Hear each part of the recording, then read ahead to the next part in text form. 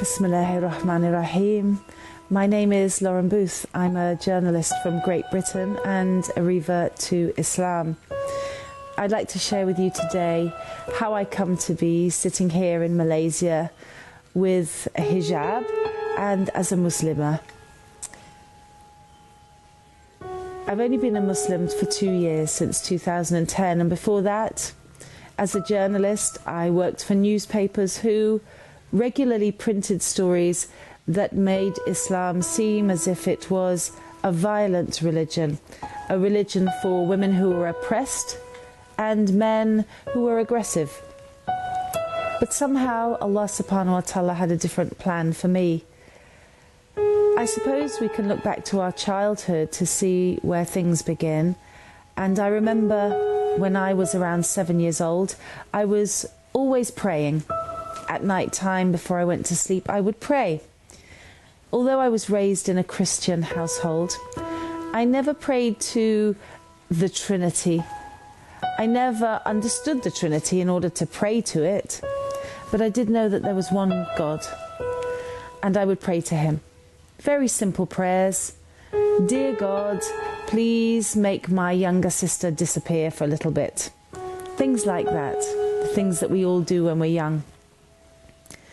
But it's not easy staying religious, believing in God in the modern world. And I think that applies to Malaysia today as well. It's as if everything in our environment is made to take us away from the knowledge of Allah, from the certainty of the hereafter, from the feeling, the access to the unknown and the unseen. How can we grasp the rope of faith when we are watching Friends and worried about our nails or our appearances or our shopping? So as I became a teenager, the praying stopped, and I'm embarrassed to say that I really thought that I was kind of a god of the universe, because actually the polytheism of today is the arrogance of the individual. You see, when I was a teenager, I was quite pretty and quite talented, so I thought the world and the universe did revolve around me. I remember my mum saying to me, "You really think the sun and the moon and the stars go round you, don't you?" And I said, "Yeah, I do." But you know, when Allah has a plan for you, whatever you think you're going to do, it will result only in Allah's plan being fulfilled. People often ask reverts, what was the first moment when you became aware of Islam? Well, I think the first moment I became aware that the universe wasn't what I thought it was, that reality was different to how I thought, was in 2000. I was watching television and a picture came onto the evening news, and I'll describe it to you. It was of a young boy aged 15 years old, and he had a stone, a rock, in his right hand, and he was about to throw the rock. And in the picture you could only see his back, but he seemed so strong, so confident, so powerful, that the back of this young boy took my breath away. And what was even more amazing was that just meters from this boy with the stone was a tank, and the tank was pointing its gun at him, but he wasn't afraid. The boy's name was Faris Odeh. Faris Odeh came from a place called the Gaza Strip, which I'd never really heard of, in a place called Palestine, which I sort of knew. 10 days after that photo was taken and it appeared on my TV screen, that young boy was shot dead by an Israeli sniper. He bled to death. A bullet went into his neck. He was 15 years old. But I didn't know that at the time. All I knew was that something wrong was going on in the world, and I wanted to find out what it was.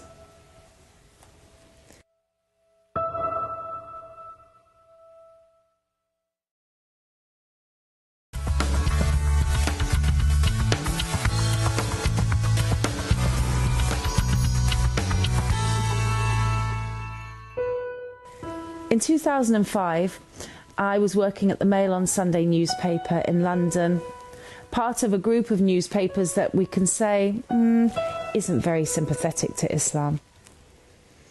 I can't really explain why, but one day in December, I went into my editor's office and I said I'd like to go to Palestine. The elections were happening in January 2005. This was December 2004. And I wanted to cover them for the newspaper. Amazingly, my editor said, here's a check for your expenses. Go for 2 weeks and make a story, find a story. So I arrived in Palestine in 2005 in January with 3 phone numbers on a bit of paper and no other contacts and no other idea about what I would find. And I had a knot of fear in my stomach because somehow I did wonder if the Palestinians and the Muslims weren't terrorists. I wondered about my own safety. Of course I did. I caught a taxi from Tel Aviv airport and my driver was Palestinian. His name was Jamal. He said, "You can call me Jimmy." Jimmy Jamal drove me from Tel Aviv all the way to Ramallah on my first ever day in Palestine. And in an hour and a half he tried to teach me about 63 years of Israeli oppression of the Palestinian people.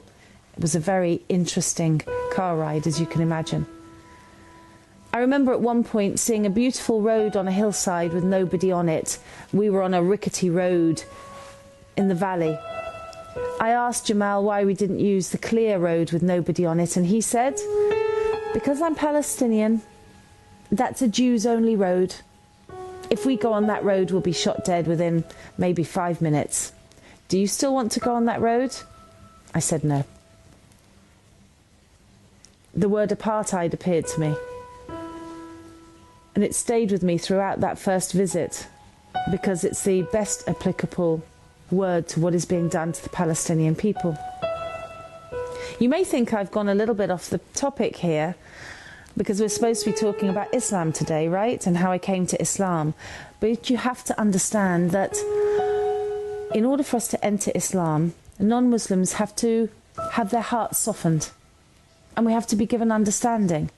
Not just understanding about the Quran, a love of the Prophet Rasulullah, although that is central, of course, but an understanding of how does our world work today? Who are we? What is justice? What is injustice? So when I was in Palestine, I learnt what injustice was.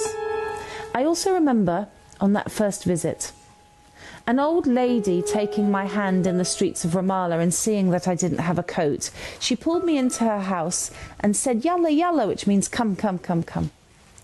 She opened a wardrobe and she gave me a coat. She opened a case and she put some clothes in it and gave me the clothes. Then she wrote down her number on a piece of paper, ushered me out into the street with the words, "Assalamu alaikum." She didn't know who I was. She didn't know if she'd ever see me again. But that act of generosity told me so much about Islam. It showed me that a woman who was a Muslim would not allow a stranger in her street to be cold. It didn't matter about the clothes she was giving away. They were just clothes. What was important was that she was looking after a stranger. From those first trips to Palestine, I learnt a lot about the nature of the Muslims, the generosity and the kindness, the way that the Palestinian people suffer under oppression and yet still say a word I heard over and over again, Alhamdulillah.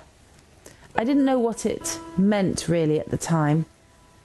I guessed that it meant thanks be to God, but I didn't understand the full weight of what that thanks means, what the interaction between servant and Allah really is when you say Alhamdulillah. At the same time, when you are in the process of coming to Islam, you must get dawah from somewhere. Dawah is an invitation to Islam, and it's usually accompanied by information. Well, as I didn't think in 2005, 6, 7 and 8 that I was actually looking for Islam, I wasn't seeking any knowledge. But you know what? knowledge kept coming and finding me. One of the most amazing places that I was getting dawah from was from Somalian taxi drivers. In London, the majority of taxi drivers in North London are Somalis. And may Allah be pleased with them, because they are the secret army of Islam.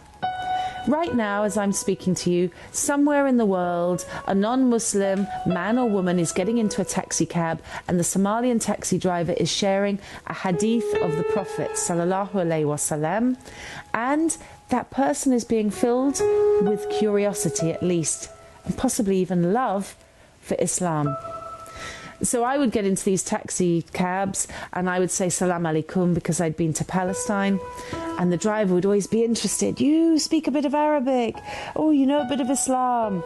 And then they would say, as the Prophet said to his wife Aisha, da da da da da.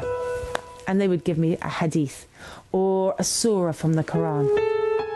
And it got to the stage where I looked forward to getting into these taxis and learning more. You see?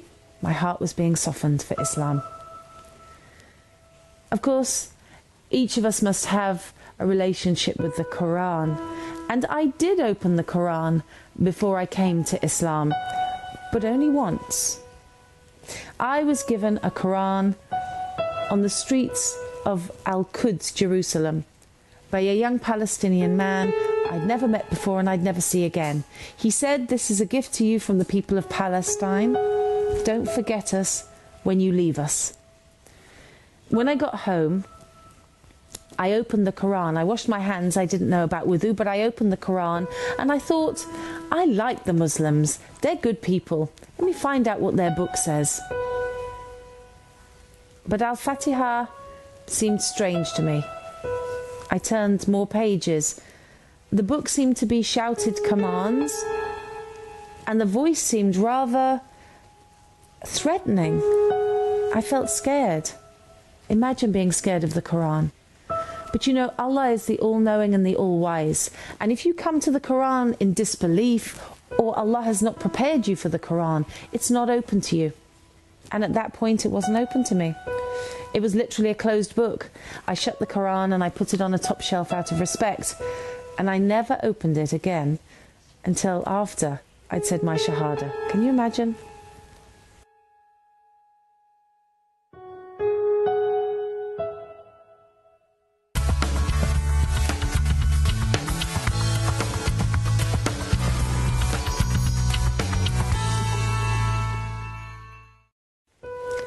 In 2008, I got an email that would change my course of my life again. It said two things. Would you like to come to Gaza by boat? And call this number if you'd like to come to Gaza by boat.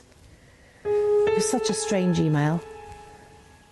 No boats had been to Gaza in Palestine for 44 years, because before that the Israelis had blown up the only boat that was going to go there in the 70s and had killed the organisers who were trying to sail to Palestine.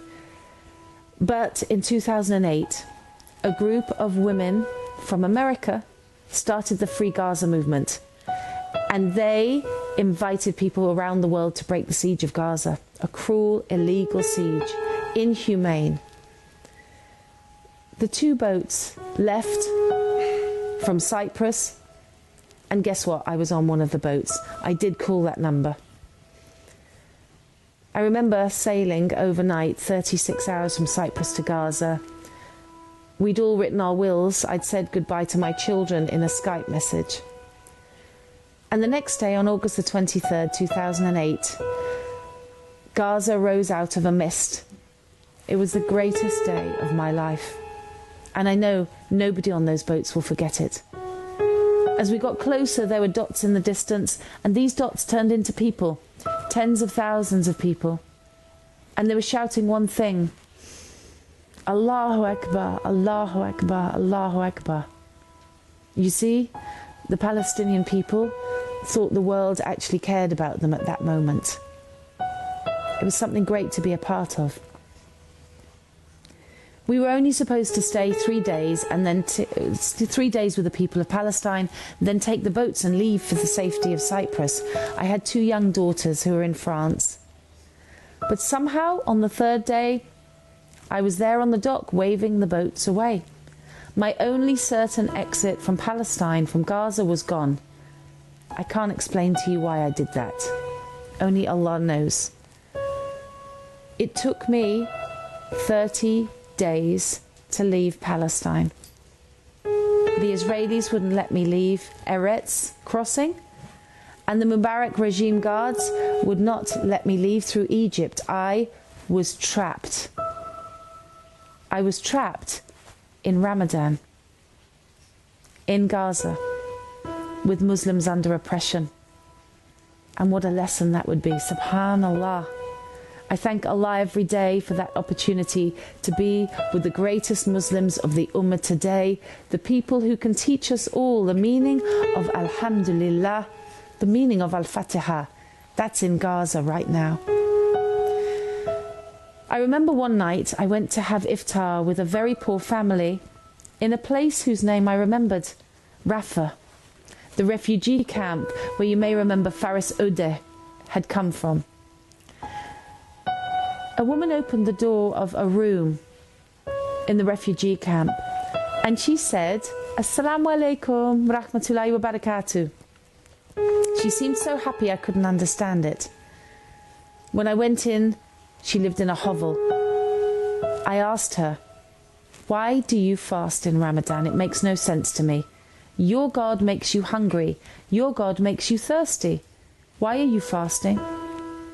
This mother of Rafah turned to me and she said, with a face so full of light, I fast in Ramadan to remember the poor. I remember those words because she was so poor herself. And she didn't seem to realize it because she was just grateful to Allah for whatever she had. And at that moment, a key went into my heart and the words came to me, if this is Islam, I'm in. But guess what? Allah calls us the insan, and the minute I left that refugee camp, I forgot the feeling. But here's the miracle. In the intervening years, Allah subhanahu wa ta'ala never forgot me. 2 years later, I went into a mosque during Ramadan and I said a simple prayer, and as I sat down, I was surrounded by such immense peace and joy that I knew Islam was the truth. 7 days later, in London, I went into another mosque and I said the words, La ilaha illallah Muhammad Rasulullah, and I became a Muslim. And now, this is my second Ramadan, and my daughters are fasting with me. And our life is one of completeness and gratitude. Gratitude to Allah for guiding us to this beautiful faith. And gratitude to all of you for being my sisters and my brothers. So I make dua that, like me, you will today recognize that Alhamdulillah is the strongest word we can be saying. Because you and I, we have freedom. You and I, we have children who are well. You and I, we have Islam. So please, remember to thank Allah every minute of the day for the blessings He's given you. Assalamu alaikum wa rahmatullahi wa barakatuh.